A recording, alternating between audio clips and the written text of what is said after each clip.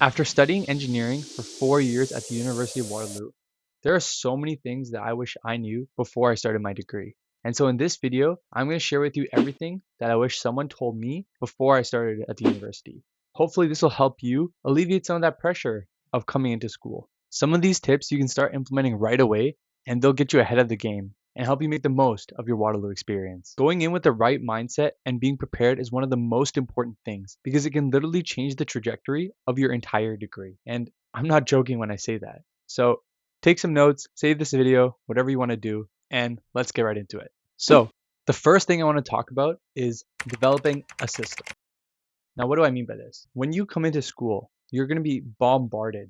I mean, bombarded with a lot of stuff from your professors, your lab instructors, your co-op schedule. Everything's going to come hit you all at once, and it's going to feel super overwhelming. So, developing a system of organization is really important, whether that's some sort of like calendar, Notion, a whiteboard, some way of tracking what's coming up and what you have to do is really important. Start tracking stuff of what you need to get done and it'll help make sure you don't forget or feel overwhelmed. I remember when I started out and I was still moving into university. I hadn't even settled in yet. I got 20 different emails from my professors, my lab instructor, different TAs, etc. There were so many things that you just sent to us. I lost track of everything, to be completely honest. There was different platforms that we had to sign up for, 10 different new tools that each professor used, and it's a lot. So develop a system of organization. Find what works for you, budget your time adequately, and you'll be fine. The second thing I want to talk about is getting good at learning to study on your own.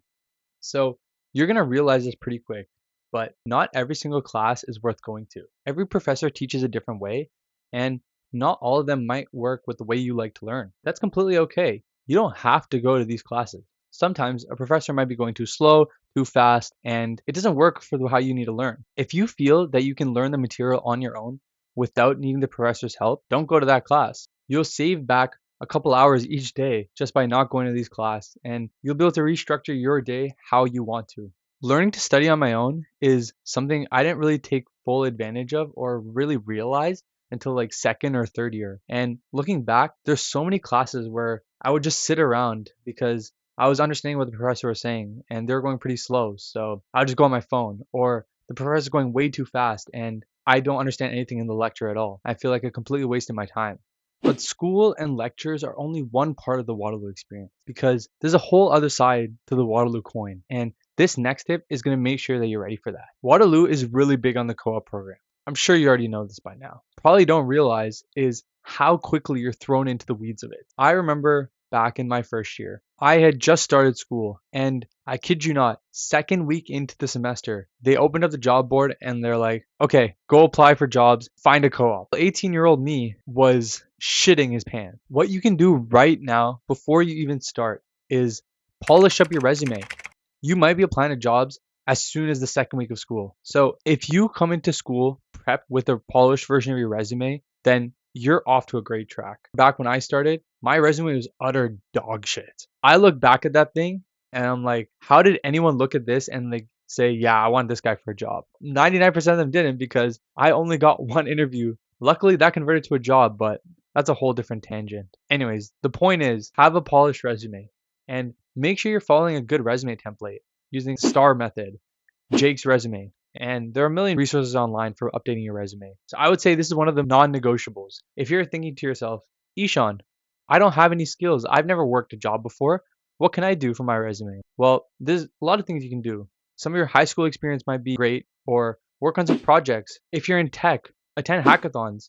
There are a lot of different ways you can show that you have the skills to be good at a job without having done any of those jobs directly. So find anything you can to show that you're employable and put that on your resume. And when you start school, there are tons of opportunities for you to get other people to review your resume as well. The engineering department hosts a bunch of resume review sessions right as the term begins, where upper years will come and look at your resume and give you feedback. So take full advantage of these and try and find students in your program that are more senior to you to review your resume. Having a strong resume is great, but what good is a resume if no one's ever going to see it? This next tip might be even more important than building a great resume. In the land of recruiting, there's two really important pieces to trying to get a job. Number one is having a good resume.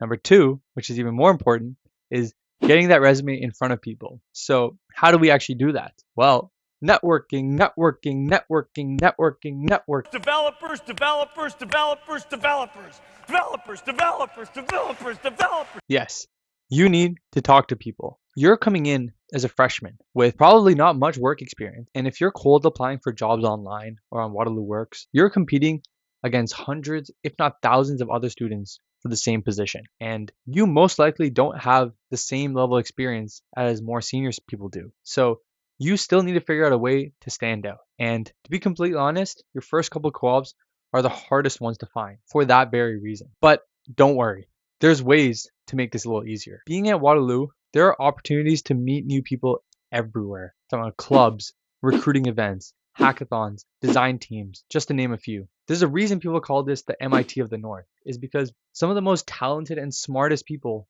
come to this school. So take advantage of that. Put yourself out there and go talk to people, and that'll significantly increase the chances of someone finding you. Networking opportunities are only going to come to the people who seek it out. And I can't stress this enough on how important this is. I'll tell you a little story.